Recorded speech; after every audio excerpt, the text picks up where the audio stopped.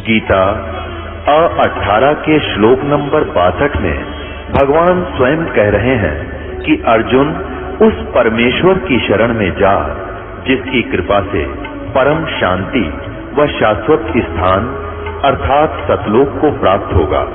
वो परमेश्वर कौन है, कहाँ है, कैसा है, जानने के लिए कृपया अवश्य सुनिए जगत गुरु तत्वदर्शी संत रामपाल जी महाराज के अमृत वचन।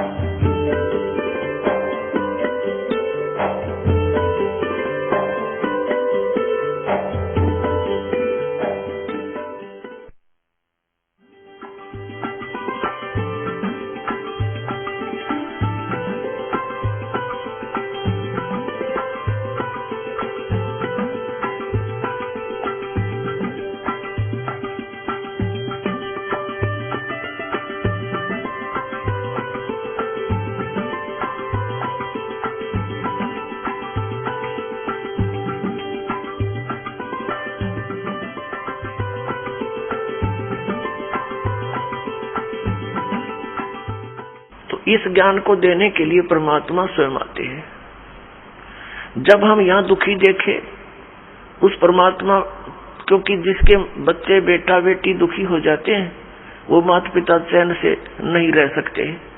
पार ना बसावे वो अलग बात है, लेकिन रो तो सकते ही हैं। तो इसी प्रकार वो पिता हमारे लिए रो रहा है कि ये कहाँ फंस गए जाके इस नकली के, ये भगवान है, हाहाकार मचा हुआ है। एक वर्ष वर्षा ना कर परम पिता, या मर जा सारे तड़प के।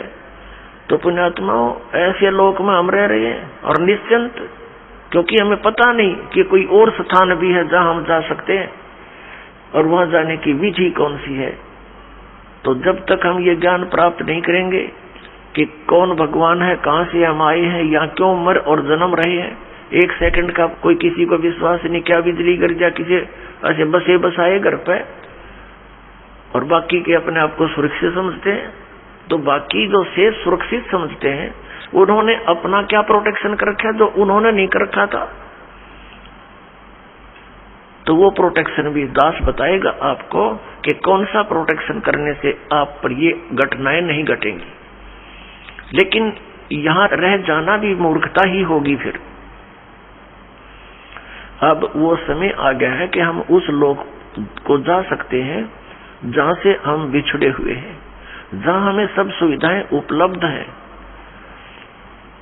और वो लोक है सनातन परम धाम, यानी सतलोक, सचखंड। वहां जाकर के हम सुखी हो सकते हैं। तो जो प्रसंग चला है कि हम अलग अलग बना दिए इस काल ने, ये अब कलयुग में ही क्यों बनाए? पिछला इतिहास देख लो, कोई अलग मजहब था ही नहीं। जब परमात्मा को पता लग गया कि ये घने दुखी हो गए मेरे बच्चे,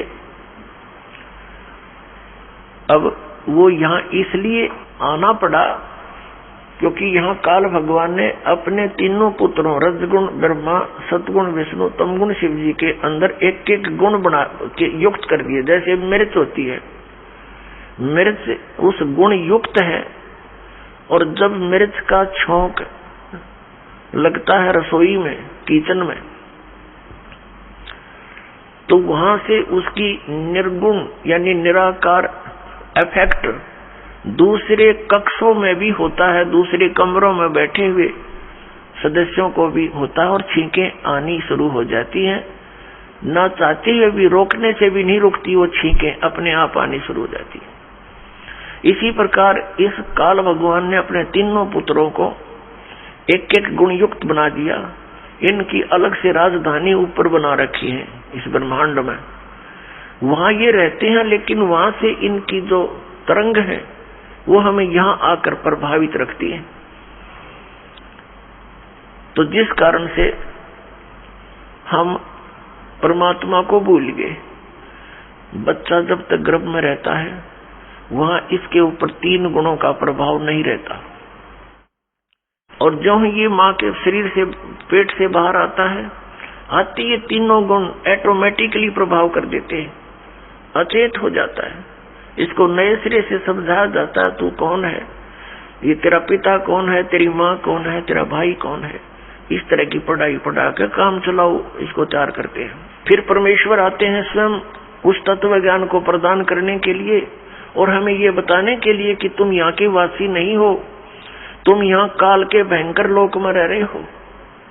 तो पुण्यात्माओं, ये ज्ञान परमात्मा सतयुग से ही बताना शुरू करते हैं, लेकिन सतयुग त्रेता द्वापर में हम परमात्मा के इस ज्ञान की तरफ ध्यान नहीं देते।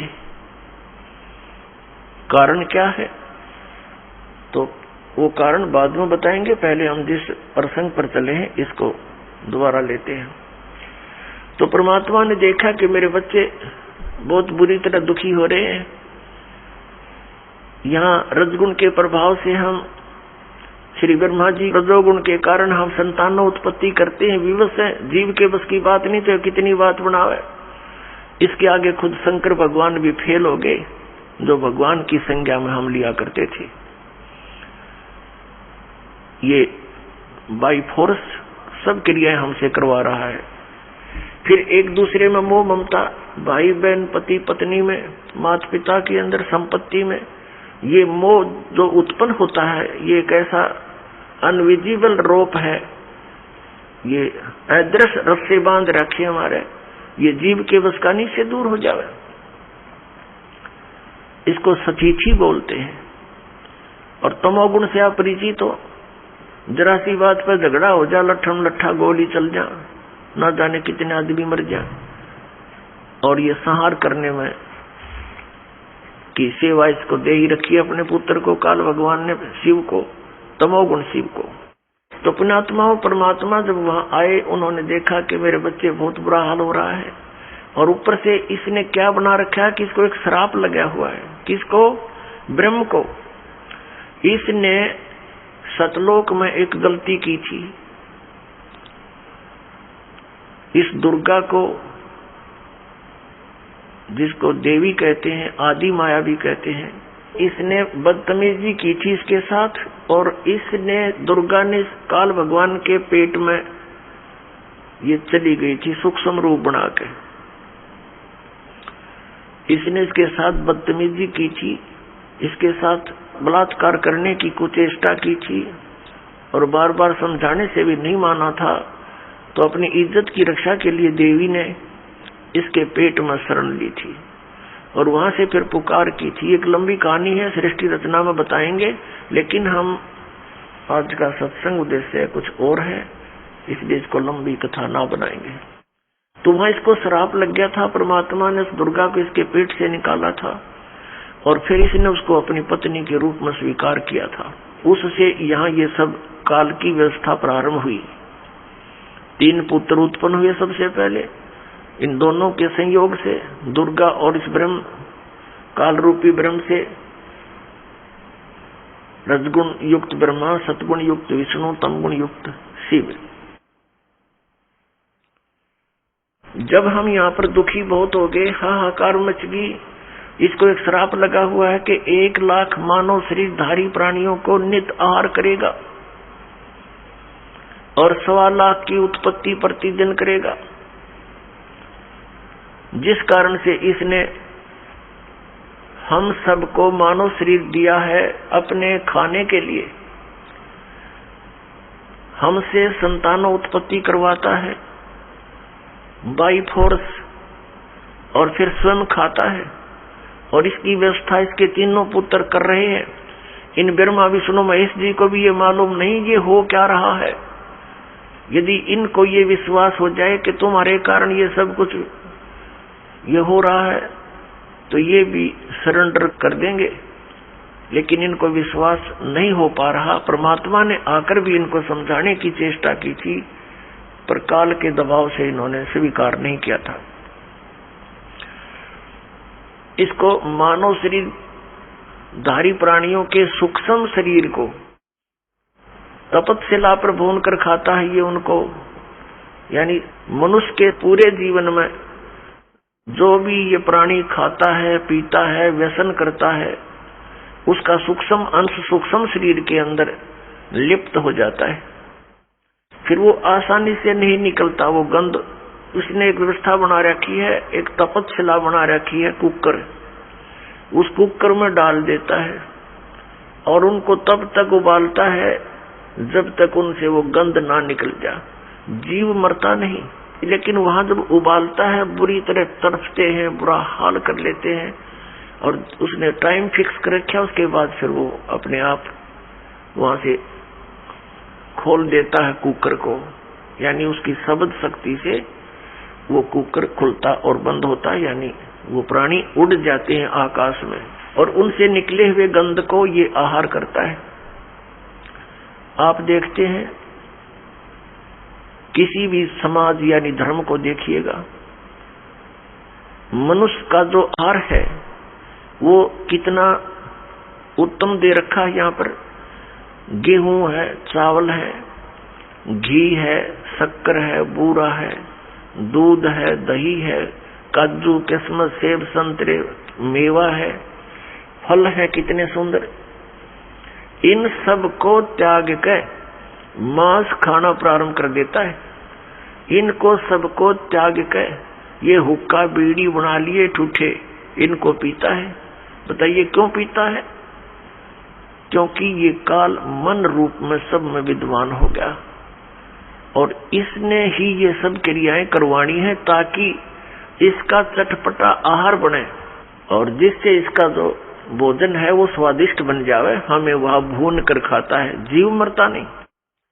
अब यहाँ आपके मन में एक शंका उत्पन्न होगी कि भाई इसको श्राप दिया किसने? हमारे पिता ने, परम पिता ने, सतपुरुष ने, कबीर देव ने। तो फिर यहाँ भी शंका उत्पन्न होगी क्योंकि अभी तक ये तत्व ज्ञान आपने सुना नहीं, बाकी जो ज्ञान आपने परंपरागत सुने हैं उनमें आपको कोई डाउट रहा नहीं, चाहे वो कैसे भी हो। और ये नया ज्ञान सुनते हैं तो ढेर सारी शंकाएं मन में उत्पन्न हो जाती है, स्वाभाविक है। अब आपके मन में ये आवेगा तो फिर भगवान ने इसको श्राप दे ही दिया, वो श्राप ही नहीं देना चाहिए था। पुण्यात्माओं, आप देखते हैं 84 लाख प्रकार की योनियां, कीटाणु, ये जीव जंतु, पशु पक्षी, इसने योनियां बना रखी हैं। यदि परमात्मा इसको ये श्राप नहीं देता तो ये मानव शरीर नहीं देता आपको, और मानव शरीर नहीं देता तो आप कभी भी स्वदेश नहीं जा सकते थे।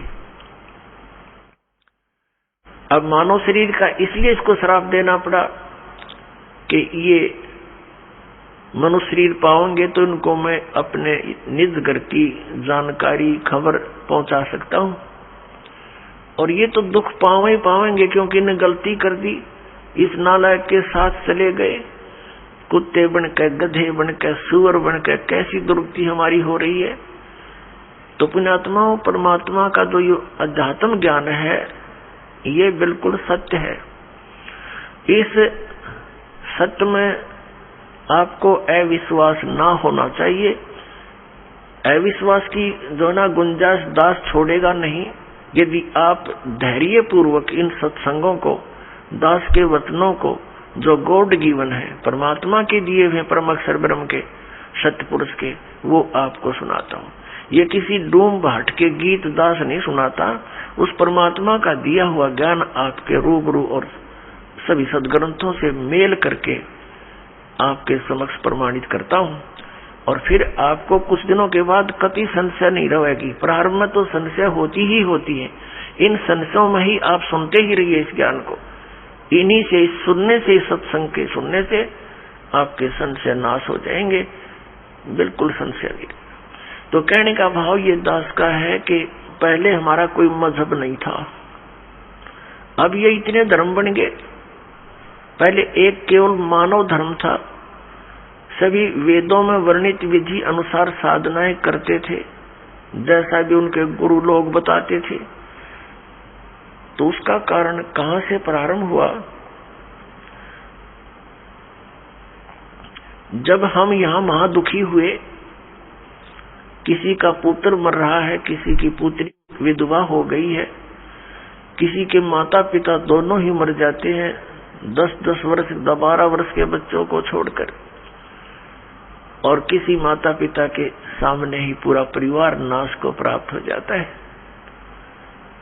कहीं पर भूकंप आकर हजारों की संख्या में व्यक्ति मारे जाते हैं, आराम से सो रहे होते हैं, ना जाने के बिजली गिर जाती है, कहीं पर अचानक फ्लड आ जाती है, सब परिवार के सदस्य कोई इधर मर रहा है, कोई इधर फिर रहा है, कोई कहीं पहुंच गया, और कितने प्यार से हम विश्राम कर रहे होते हैं।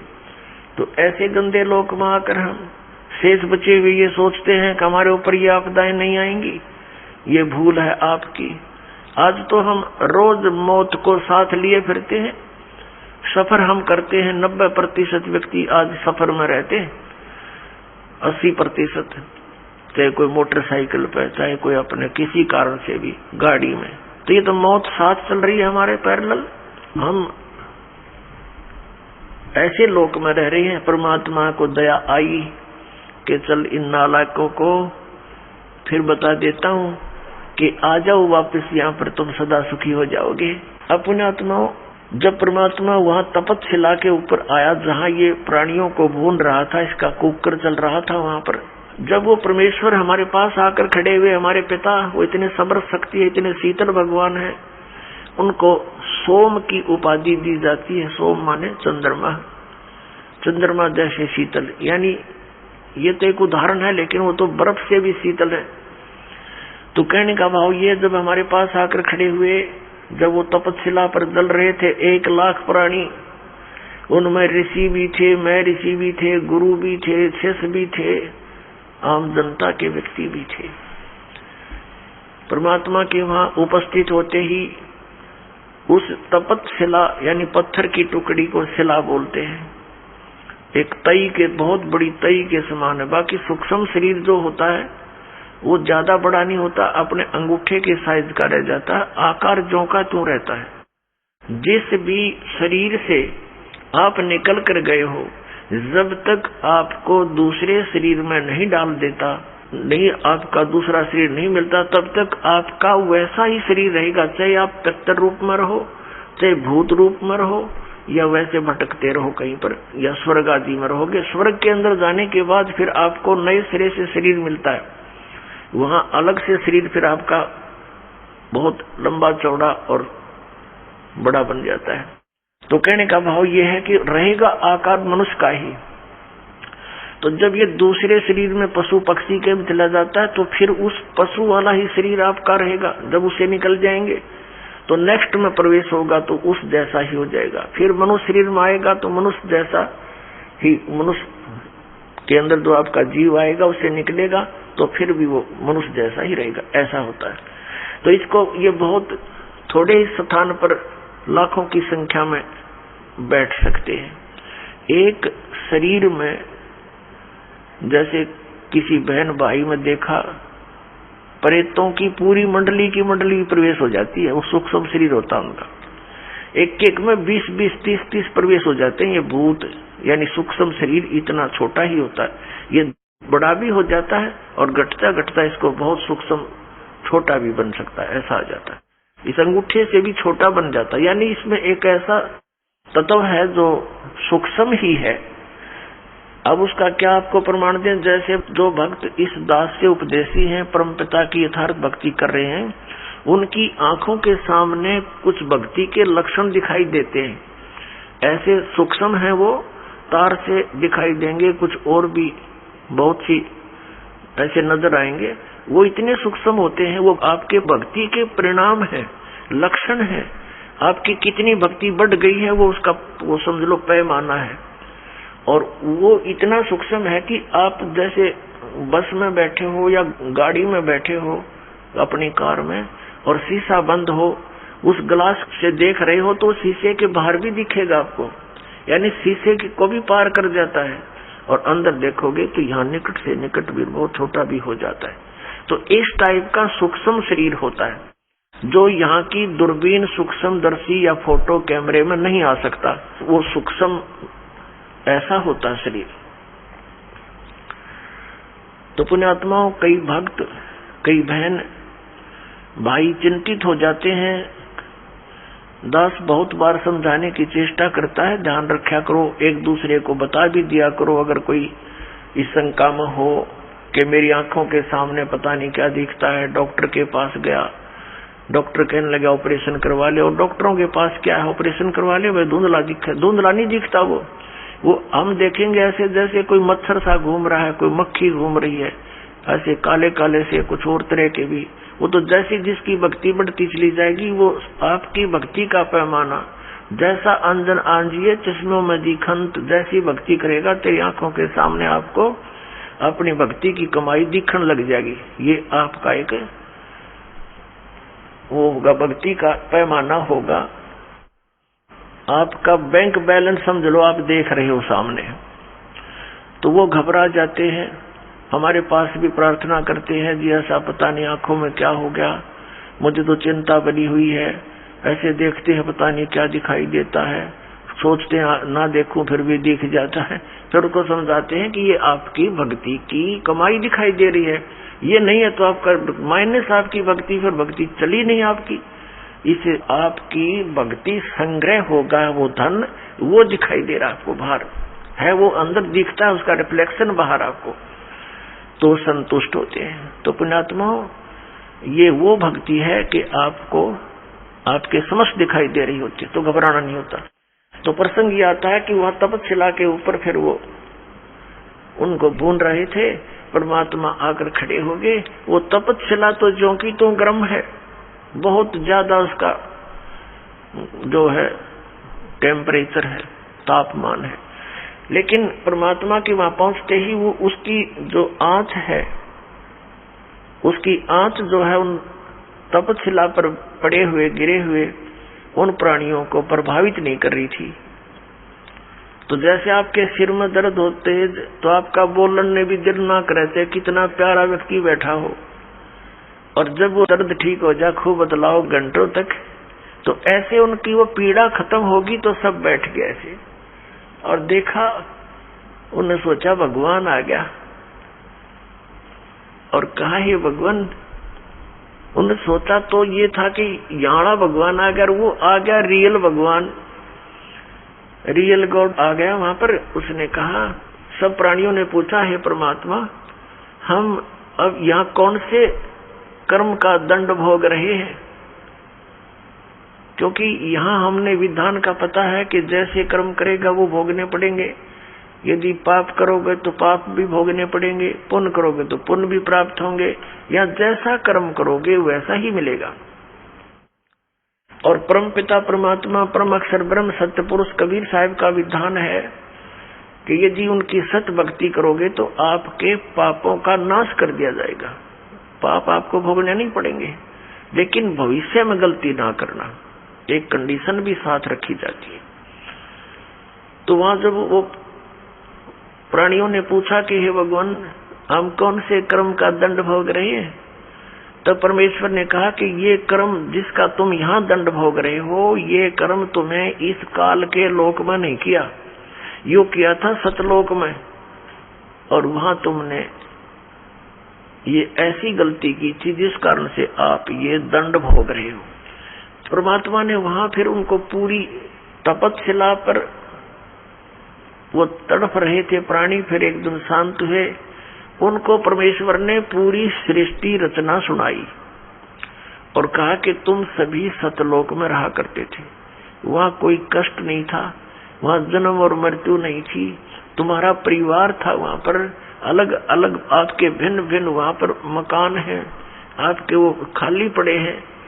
अपने आत्माओं, यहाँ प्रत्येक व्यक्ति की ये एक नेचर है हमारी मनुष्य की कि हम कोठी बनावे तो बहुत बड़ी बनावे, बहुत बड़ी हो, आगे पार्क भी हो और झूले झाले भी डल रहे हो, यानी सब तरह की सब सुविधाएं, फुहारे छूट रहे हो, झरने बना रखे हो, तालाब बना हो नहाने धोने का, लेकिन ये हमारे से नहीं बन पाते हैं, वो अलग बात है।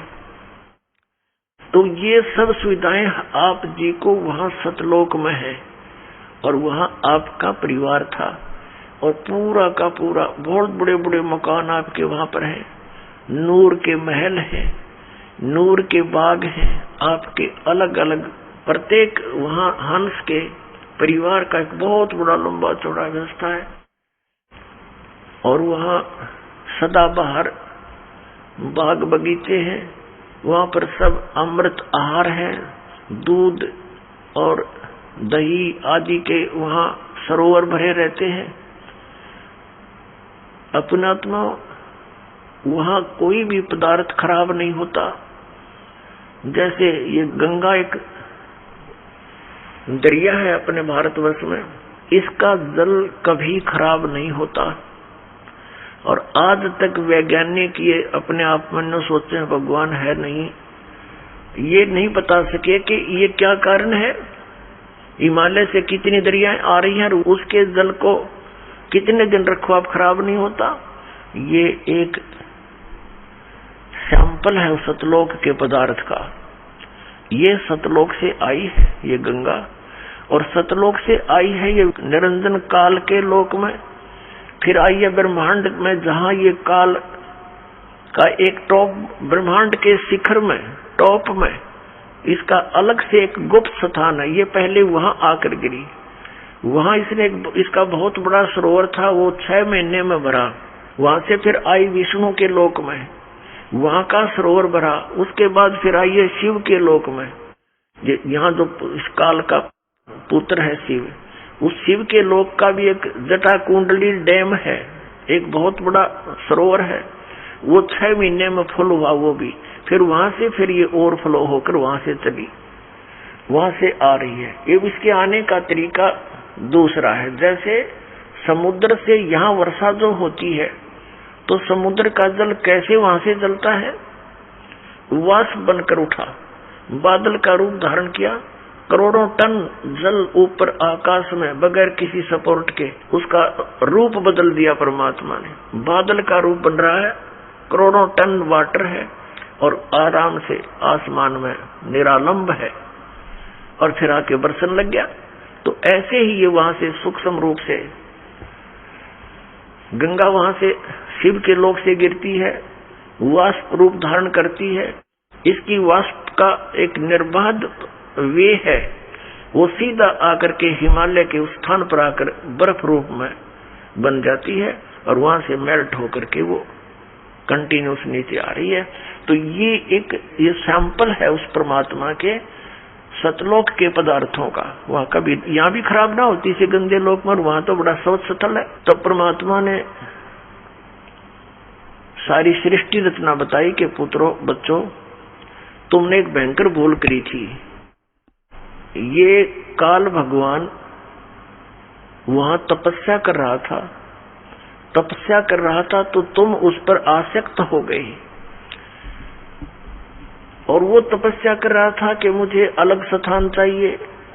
सत्ययुग तप इसने एक किया, उसके प्रतिफल में परमेश्वर सत्य पुरुष ने, कबीर साहिब जी ने इसको 21 ब्रह्मांड प्रदान कर दिए।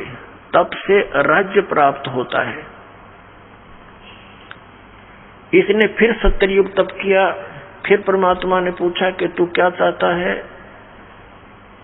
इसने कहा जी भगवान मुझे कुछ कंस्ट्रक्शन करने की सामग्री दे दो, मटेरियल दो। ये ब्रह्मांड 21 ब्रह्मांड तो ऐसे हैं जैसे खाली प्लाट पड़े हो। परमात्मा ने इसको 5 तत्व और 3 गुण प्रदान कर दिए कि ले तू अपना खेल ले, खिलौना होता है। इसने सोचा कि कंस्ट्रक्शन भी कर लूंगा, मकान बना लिया प्लाट में, फिर मैं अकेला इनमें करूंगा क्या, मेरे साथ कुछ प्राणी भी होने चाहिए। इसने फिर तप शुरू किया। तब इसने क्या मांगा कि भगवान मुझे कुछ जीव दे दो। 64 युग जब तप कर लिया, परमात्मा ने पूछा कि अब क्या चाहता है, 2 मांगा तुझे मैंने दे दिया। तब इसने कहा कि परमात्मा कुछ आत्माएं दे दो, मेरा अकेले का दिल नहीं लगता। तब परमेश्वर ने कहा था देखो भाई, तेरे तप के बदले में और कोई प्लाट चाहिए ले ले, लेकिन ये आत्मा मेरी अंश नहीं दूंगा, क्योंकि ये सब मेरे ही शरीर से उत्पन्न हुई है, मेरे वचन से उत्पन्न हुई है, मेरे बच्चे हैं।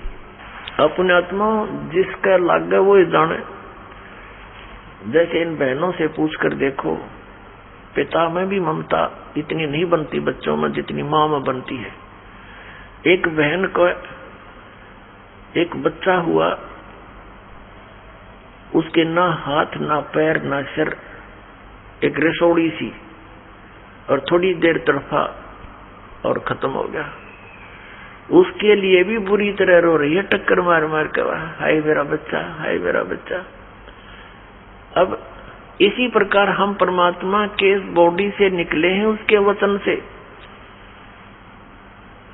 और पुण्यात्माओं, जो ये लोग कहते हैं, कुछ दिग्भ्रष्ट व्यक्ति आचार्य पद प्राप्त करके, गुरु पद प्राप्त करके, इन्होंने ठेका ले रखा है जनता को गुमराह करने का और शास्त्र विरुद्ध ज्ञान बताने का। ये कहते हैं जीव ही परमात्मा है और अस्तित्व है ही नहीं।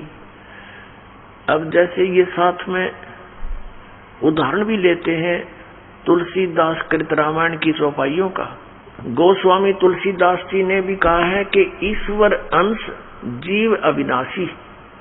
ईश्वर का अंश है ये जीव, लेकिन ये है अविनाशी। अब अविनाशी की रचना अविनाशी ही होती है, तो परमात्मा का अंश है ये जीव। उसने अपने वचन से सभी आत्माओं को रचा था। तो कितनी ममता है उस परमात्मा की आपके अंदर। आप तो समझ नहीं सकते इस बात को, क्योंकि आपने यो ज्ञान कदे सुना है नहीं। यदि सतलोक और सचखंड की महिमा सुनाने वाले ये नकली पंथ थे, ये राधा स्वामी और ये सच्चा सौदा वाले और ये जय गुरुदेव वाले और ये निरंकारी जनोद वाले, ये सारे नकली थे, न कख नहीं पता सतलोक और सचखंड का। ये काल प्रेरणा से काल ने पहले भेज दिए थे कि इतना रोड़े रड़ा दूं उस सतलोक और सचखंड के ज्ञान को कि कोई सच्चाई बताने वाला आवे सतलोक तय तो इनका पल्ला पड़ा ही नहीं, कुछ भी इनके गले उतरे नहीं। ये सारा सुनियोजित तरीके से इसी समय किया गया इस काल ने। ये दास ये इसका कंसेप्ट क्लियर करना चाहता है कि ये अब ये सारा अड़ंगा क्यों कर अड़ा दिया, कैसे अड़ गया, ये इतने पंथ बन गए और इतने श्रद्धालु उनके चिपक गए, कोई ज्ञान ना ध्यान उनका, क्योंकि ये काल प्रेरणा से और काल के प्रभाव से, मन काल है सबके अंदर और ये काल मन के रिपोर्ट से चलता है, ये मन काल के रिमोट से। और तो ये सब फटाफट वहां भेज दिए, वो धक्के मारे, ये हंगामा उड़े और हम यहाँ पलका बिछाए बैठे हैं, सारी सुविधाएं देते हैं, यहाँ नौकर ना वहां के दे रहा है, वहां से भर ली जोड़ी तुमने। कोई 20 वर्ष धक्के खा के, कोई 30 वर्ष धक्के खा कर नास्तिक होने के कागार पर पहुंच गया मानो। तो परमात्मा ने कहा कि भाई ये मेरी आत्मा है, ये मैं नहीं दे सकता तेरे को किसी कीमत पर भी, ना तेरी किसी जपते ना तपते। फिर मालिक को पता था कि हम उस लोक में रहने योग्य नहीं रहे थे। क्यों नहीं रहे थे? क्योंकि जब ये तपस्या कर रहा था, ये एक पैर पे खड़ा था और हम इस पर आसक्त हो गए। देख कितने दिन हो गए इसको यहाँ खड़े रहे, ओहो, यानी हमारी इसके अंदर एक कसक बन गई, ये एक बुराई हमारे घर कर गई। हमने अपने पिता से, अपने मालिक से हृदय हटा दिया और इसके अंदर जोड़ दिया। वो अंतर्यामी है, सब जानते थे। वो ये भी जानते थे कि अब ये मरेंगे, इनकी बिरान मट्टी हो जाएगी जब वहां चले गए। तो उन्होंने, परमेश्वर ने हमें सतर्क किया बार बार आकाशवाणी करके, कहा कि भाई आप मस्त रहो, किसी की क्रिया को मत देखा करो, जो जैसा कर रहा है उसको वैसा ही फल मिल जाएगा। मत देखो इसके इस ड्रामेबाजी को। हम ऊपर से तो सावधान हो गए, अंदर से कसक नहीं गई और इतनी प्रबल कसक होगी कि हम एक बंधन में बंध गए इसके साथ, ममता से, मोह से। परमात्मा अंतर्यामी है, वो जान गए कि ये गए काम तय। तो फिर परमात्मा ने कहा कि भी एक बात सुन। अब परमेश्वर ने ये भी सोचा कि यहाँ अगर ये रहेंगे तो औरों को भी खराब करेंगे, इसके साथ जाने में ही यहाँ का हित है। जैसे पुण्यात्माओं, एक सेब विक्रेता है, सेब, और उसको कितनी प्यारी है वो सेब। एक सेब मानो 10 रुपए की होती है और उन टोकरे में सेब के ढेर में एक सेब भी उसको खराब नजर आती है, तुरंत निकाल कर बाहर फेंक देता कूड़े में, कई नोरा ने भी फेंक खराब करेगी। वो उसका शत्रु नहीं, लेकिन उसको पता है कि और घना नाश कर देगी या मेरा एक इसके ऊपर चिपकर लालच करता रहा तो वो देर नहीं करता, उसको निकाल कर तुरंत बाहर कूड़े में फेंक देता, फिर उसको सूअर खाते हैं। तो परमात्मा के हम कितने प्यारे थे, लेकिन हम उस सेब की तरह खराब हो गए, तो हमारा वहां से निकालना अनिवार्य हो गया था। अब क्या हुआ कि इस काल ने जब ये कहा कि भगवान मुझे कुछ आत्मा दे दो, परमात्मा ने मना कर दिया। फिर कहा कि देखो एक शर्त पर दे सकता हूं, यदि कोई सब इच्छा से तेरे साथ जाना चाहता है तो मैं भेज दूंगा, वैसे मैं नहीं भेजूंगा। परमात्मा को पता था कि ये डटे भी ना डटे, ऐसी इनका चाव चढ़ रहा है, इसके साथ जाने का चाव लगा हुआ है, उमंग है, पता नहीं क्या लुटाएंगे वहां जाके। अपने आत्माओं यही बीमारी हमारा लगी थी जो आज विद्यमान है। ये जैसे हीरो और हीरोइन, अभिनेता अभिनेत्री अपने पेट के लिए चटक मटक करते हैं सारा दिन हैं, और ये नौजवान बालक इतने आसक्त हो जाते हैं कि वो मेरा फेवरेट हीरो है, वो मेरी फेवरेट हीरोइन है, और लेना एक न देना दो इनका। उनसे क्या मिलेगा उन फेवरेटों से इनको?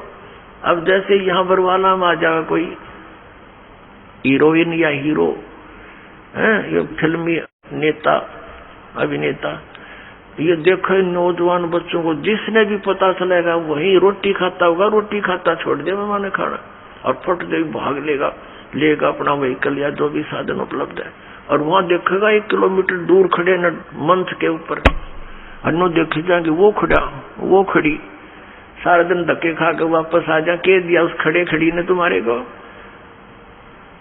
तो ये बीमारी हमारे सतलोक में लगी थी, इसके ऊपर हम आसक्त हो गए, वही एज इट इज आपके हृदय में आज भी वो वासना समाई हुई है। और इस काल ने वहां दुर्गा के साथ अकेली लड़की देखकर इसने उसके साथ बलात्कार करने की चेष्टा की थी, तो ये मन रूप में सब में विद्यमान हो गया। और यही दशा आज सभी प्राणियों की हो रही है कि 90% तो अवश्य से प्रभावित होते हैं। कुछ पुण्य आत्माएं हैं वो अपना बहुत विचार करके अपने मन को रोक लेते हैं, वो अलग बात है।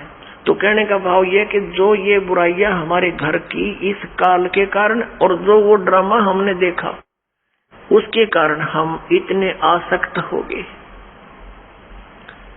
अपने आत्माओं, जब काल को कहा भगवान ने कि भी जा तू इनसे पूछ ले, जो तेरे साथ जाना चाहते हैं सब इच्छा से मैं भेज दूंगा। ये सृष्टि रचना सुना रहे परमात्मा दास, सिर्फ एक सिंपल सी सुना रहा। आज का जो विषय है कि ये मजहब क्यों बन गए और ये नकली पंथ क्यों चल गए, ये पहले ना चले, इस विषय को, इस कंसेप्ट को क्लियर करने के लिए अभी तो भूमिका बनाई जा रही है। ये सृष्टि रचना दास कंप्लीट नहीं सुना पा रहा है क्योंकि समय के अभाव से। तो अब बात ये है कि वो ये जो काल भगवान है, ब्रह्म सरपुरुष, ये हमारे पास आया और कहा कि पिताजी से मैंने तपस्या करके ऐसे ऐसे 21 ब्रह्मांड लिए हैं और 5 तत्व और 3 गुण प्राप्त कर लिए हैं, इनके द्वारा वहां ऐसे बनाऊंगा, वैसे बनाऊंगा, स्वतंत्र रहा करेंगे वहां पर। हम तो पहले ही तैयारी थे, हमने सबने कहा कि देखो हम आपके साथ चलने को तैयार हैं, लेकिन पिताजी की आज्ञा मिल जाए तो चल सकते हैं। तो उसने आकर के परमात्मा से बताया कि हे प्रभु, कुछ आत्माएं मेरे साथ जाने को तैयार हैं, आपकी आज्ञा चाहते हैं। परमेश्वर कहने लगा मेरे साथ चल, मेरे सामने हाँ भरवा दे, मेरे सामने उनकी सहमति करवा दे, तब मैं भेजूंगा। परमात्मा और ये काल, ये ब्रह्म सरपुरुष, ये वहां आया। परमेश्वर ने पूछा भी जो भी इसके साथ जाना चाहते हैं हाथ खड़ा करो, स्वीकृति दो अपनी। अब परमात्मा के सामने सब लज्जित हो गए कि अपने मालिक के सामने कैसे कहें हम इसके साथ जाएंगे, नीचे गर्दन कर ली। सन्नाटा सा छा गया। तो परमेश्वर ने कहा कि देख भाई, तू तो कह रहा था तेरे साथ कुछ जाने को तैयार है, कोई बोल नहीं रहा, क्या तू झूठ बोल रहा था? तो उसी समय एक आत्मा खड़ी हुई और उसने खड़ा होकर कहा कि पिताजी, मैं जाना चाहता हूं इसके साथ।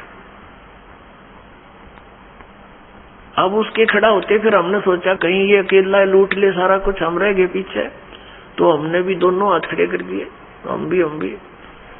जैसे क्लास में बच्चे होते हैं ना, एक टीचर प्रश्न पूछता है तो डरता डरता पहले एक दो हाथ खड़ा करा, फिर सोचते कदे हमने पिटाई हो जा, हम भी करते। किसी ने कुछ जाता वो भी हाथ खड़ा कर दिया करें।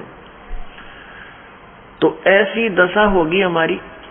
परमेश्वर ने कहा भी ठीक है, जो भी तेरे साथ जाने की इच्छा रखते हैं इन सब के नंबर मेरे पास है, आप जाओ अपने ब्रह्मांड में। ये 21 ब्रह्मांड पहले सतलोक के अंदर ही थे।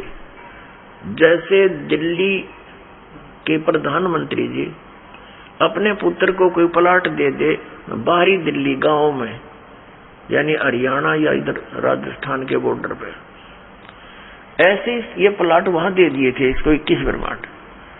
ये वहां घूम रहे थे खाली। तब परमात्मा ने कहा ठीक है, अभी तू जा अपने प्लाटों में, मैं भेजूंगा इनको, अपने हिसाब से भेजूंगा, ऐसे नहीं, मेरा विधि अलग होगी तेरे साथ भेजनी। तो उन सभी आत्माओं को जो वहां पर नर आकार थे, सूक्ष्म बीज रूप बना दिया।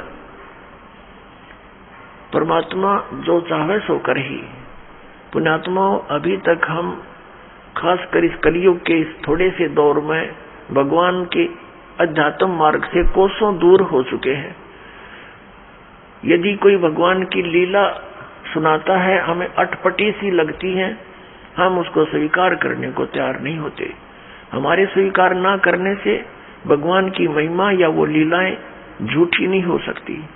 जैसे जब हम छोटे छोटे थे उस समय क्या देखा करते थे, ऐसे तगड़े तगड़े बूढ़े बुजुर्ग, और उनके विषय में बताया करते थे ये 5 मन 40 किलो का 1 मन होता है, यानी 200 किलोग्राम वजन को सिर पे रखकर, और लकड़ी की सीढ़ियां, खड़ी सीढ़ियां होती थी, खड़ी लकड़ की, एक तो पौड़ी होती है ऐसे, जो वो खड़ी पौड़ी होती थी, और छत पर मिट्टी डालते होते थे, कच्ची मिट्टी छत देते थे नए मकान।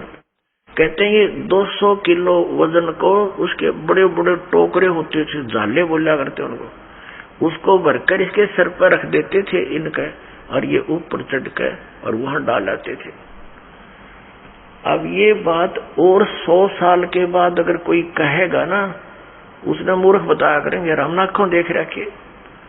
क्योंकि और 100 साल में तो देख लो, अब कोई 10-50 किलो वजन ठानी आदमी नहीं रह रहा, और आने वाले 100 साल में तो इतनी प्योद रह जाएगी, और 10-12 किलो ठानिया व्यक्ति नहीं पाओगा, ऐसी स्थिति आ जाएगी इस प्राणी की। इतना घट गया हमारे सतर प्रदूषण के कारण शरीर की शक्ति लॉस होती जा रही है। और इससे और पीछे जाए तो और तगड़े तगड़े व्यक्ति थे, भीमर की कथा सब सुने तो कोना सिर गले उतरती, और वो साची थी सारी। ये तो ही एक बल के आधार से, एक आध्यात्मिक बल अलग होता है। अगस्त ऋषि जी ने 7 समुद्रों को एक ही घूंट में ऐसे चुलू उठाई थी और ऐसे पी लिया था, खाली हो गया था ये बिल्कुल। इसमें ये मगरमच्छ तड़पते दिखाई दे थे, और फिर प्रार्थना की गई, हे ऋषि जी ये तो सब बुरा हाल हो जाएगा, यहाँ का बैलेंस बिगड़ जाएगा, आप भी नहीं रहोगे क्योंकि पृथ्वी पर वर्षा का अभाव हो जाएगा, सब प्राणी मर जाएंगे। तो फिर उसने कहते उल्टा ही कुरला कर दिया, ये पूरे मर गए। तो ये कोई बड़ी बात नहीं है, और आप इस पे भी नहीं विश्वास कर पाओगे तो अध्यात्म मार्ग में नहीं चल सकते। इन कलियुगी ऋषि, नकली गुरुओं ने, महर्षियों ने जो हमें भगवान की इन कथाओं से दूर कर दिया कि ये झूठी है, ऐसा नहीं हो सकता, द्रौपदी की साड़ी नहीं बढ़ सकती, ये इस तरह की बकवाद गढ़ दी, जबकि ये सारी सच्चाई है। परमात्मा जो चाहे वैसा कर दे, उसके एक वचन में सारे ब्रह्मांड उत्पन्न हो गए, तो वो क्या नहीं कर सकता। तो अध्यात्म मार्ग में पुण्यात्माओं अविश्वास नहीं चलता। और पहले हमारे पूर्वजों को अविश्वास नहीं था, और उस अविश्वास का और ब्लाइंड फेथ था उनका भगवान में और उन गुरुओं में, तो उन्होंने दुरुपयोग किया नकली ऋषि महर्षि गुरुओं ने, ये वर्तमान के कलयुग ने, कि उनके ब्लाइंड फेथ को कि जो गुरुजी बोल रहे हैं वो सारी सच्ची होती है। हमने ब्लाइंड फेथ किया और जो मार्ग उन्होंने बता दिया हमने ये सोचकर ग्रहण किया कि ये हमारे सदग्रंथों से ही पढ़कर सुनकर वहीं से इन्होंने ज्ञान दिया, तो इन्होंने सब मिसगाइड कर दिया, वो सब दंत कथा सुना दी और भक्ति विधि शास्त्र अनुकूल न रहने से हमें प्रभु परमात्मा से मिलने वाली सहायता बंद होगी। तो अब हम ये सोचते हैं कि ऐसा कभी हो ही नहीं रहा, हम सब कुछ कर रहे हैं। अब आप इस मार्ग पर लगोगे तो दास आपको मंत्र देगा, आप सत भक्ति करोगे सच्ची नियत, फिर देखना आपके क्या होगा, फिर आपको विश्वास होने लग जाएगा कि परमात्मा सब कुछ कर सकता है। आपको देखो जैसी आपकी श्रद्धा और भक्ति बढ़ती चली जाएगी उतना ही मालिक आपके निकट आओगा, और परमात्मा की पावर से तो कुछ भी हो सकता है। अब जैसे एक जैक होता है, जैक इतना को सब सारा लोहे का जुगाड़ सा, जिसने उसके फंक्शन का ना पता हो और कोई ये कहे कि ये जैक 250-300 क्विंटल यानी 3-4 टन के ट्रक को इंक्लूडिंग उसके वजन उसके वेट के, और वो इतना ऊंचा उठा दे 1 फुट, तो कैसे दच्चा किसी व्यक्ति का दच्चा या जिसने उसका फंक्शन का ना पता हो, और उसने लगा के देखो 2-4 रुपये घुमा दे इतना ऊंचा उठा दे सारे के सारे ने, जो बजरी का भरा वो सारा वो ट्रक और ऊपर उठा दे वो। तो ऐसे परमात्मा की वो वर्ड पावर है, यानी उसकी शब्द शक्ति है, वो सारे ब्रह्मांडों को उठा कर छोड़ दिया और उस शब्द शक्ति से चल रहे हैं, घूम रहे हैं, अपनी अपनी क्रिया कर रहे हैं। वो जैक है परमात्मा का, ये समझो। तो इस मार्ग में आप जी को अब पुनः ब्लाइंड फेथ करना पड़ेगा, लेकिन ब्लाइंड फेथ करने से पहले आपने इस मार्ग को जैसे दूध का जला हुआ फूंक मारता है लस्सी को, ऐसे ग्रहण करना। आंखें बंद करके ग्रहण नहीं करना, लेकिन इसको ग्रहण करके फिर आंखें बंद कर लेना। कहने का भाव यह है कि फिर अग्रम अग्रम ना करना, यू नाम लेने पीछे। इस दीक्षा लेने से पहले आप खूब ट्राई करो और खूब परीक्षण करो, सब जो दास बताता उसका प्रमाण देखो, और फिर आंखें बंद करके उपदेश ले लो, और फिर आंखें ही बंद रखना, यानी ब्लाइंड फेथ करना, पूर्ण विश्वास करना दास के एक एक शब्द पर, फिर आपकी भक्ति चलेगी। अब तो आप आते हो दूध के जले हुए, और फिर यहां फूंक मारते हो लस्सी को भी, कोई बात नहीं, कुछ दिन के अंदर आपको अपने आप डिफरेंशिएट का पता लग जाएगा। और खूब ट्राई करो पहले, फिर बाद में अगन बगन करोगे तो भगवान का लाभ मिलना बंद हो जाएगा। दीक्षा लेने के बाद यदि आप दास के वचनों में अविश्वास करते हो, आपका नाम नहीं रहेगा। कहे कबीर सुनो भी साधो, मैं तो हूँ विश्वास में। अब उस परम पिता परमेश्वर परम पूज्य कबीर जी, जो एक जुलाहा जाति में, एक झोपड़ी में रहने वाला, एक धोती लंगोटी में रहने वाला, और उसको भगवान मानना बालकों का खेल है, लेकिन वो परमात्मा है और थे और रहेंगे, क्योंकि हम समझ नहीं सके। अब उसको कोई परमात्मा मान सकता है? जब दास ने प्रारंभ में कहना शुरू किया तो लोग मजाक किया करते थे कि देख यो भी दानक हो गया। अरे भले हुए पीती, हम तो लेट हो गए, दानक कौन में, हमने तो पहले होना चाहिए था, जब पता लग जाता था। कहने का भाव ये था कि दानक का अर्थ है कबीर पंथी, उस कबीर पंथ परमात्मा परमेश्वर के द्वारा दिए हुए वे ऑफ वर्शिप पे उस रास्ते पर चलने वाले तो हमने पहले बन जाना चाहिए था, हमारे दादे परदादों ने बन जाना चाहिए था। वह भूत बने फिरे नकली संतों और पंथों, इन गुरुओं के शास्त्र विरुद्ध ज्ञान को सुन सुनकर अरीब उनके श्राद्ध निकलवावे, वह भूत बने फिरे आप खावे, क्योंकि तुम्हारे पिताजी स्वर्ग में दुखी हो रहे हैं। अरे स्वर्ग की तो हो गया जहाँ दुखी हो रहे हैं लोग, नरक में डलवा दिए, उल्टी साधना करवा के, और फिर आप पेट भरे और श्राद्ध के तुम्हारे पिताजी खावे। वाह भाई वाह। तो कहने का भाव ये पुण्यात्मा, शास्त्र विरुद्ध साधना करने से हम बहुत हानि उठा चुके हैं। उस दानक जुलाहे कबीर जी को और भगवान मानना, ये भी एक 8वां जुबा के 10वां जुबा समझ लियो, लेकिन वो भगवान है ही। हमारे ना मानने से उनकी वो प्रभुता समाप्त नहीं हो सकती, क्योंकि हम नहीं पहचान पा रहे लाल है, ये हमें विश्वास नहीं हो पा रहा, तो ये हमारी बाल बुद्धि का ही परिणाम है। लाल तो इतनी ही कीमत रखता है, वो लाल है, वो पूर्ण परमात्मा है, और वहां लीला करने के लिए सह शरीर आए थे, सह शरीर चले गए थे, और पूरा ज्ञान उन्होंने हमें बताया आकर के, जो दास आपको बता रहा। तो प्रसंग चल रहा है, हम उसी पर आते हैं। तो इसी प्रकार जब आप जी दीक्षा ले लेते हो, उसके बाद फिर दास जो वचन बोलता है और आपके मन में अविश्वास उत्पन्न होता है, तो आप कमजोरी में आ चुके हो, क्योंकि आप कितने दिनों से भक्ति कर रहे होगे, जब से जन्म हुआ। पवित्र हिंदू धर्म में तो शायद कोई ही व्यक्ति ऐसा होगा नास्तिक जो भगवान नहीं कहता हो या उसको नहीं मानता हो। वैसे तो मुसलमान धर्म में भी भगवान अल्लाह वो सभी मानते हैं, ईसाई धर्म में भी मानते हैं, हिंदू धर्म में भी मानते हैं।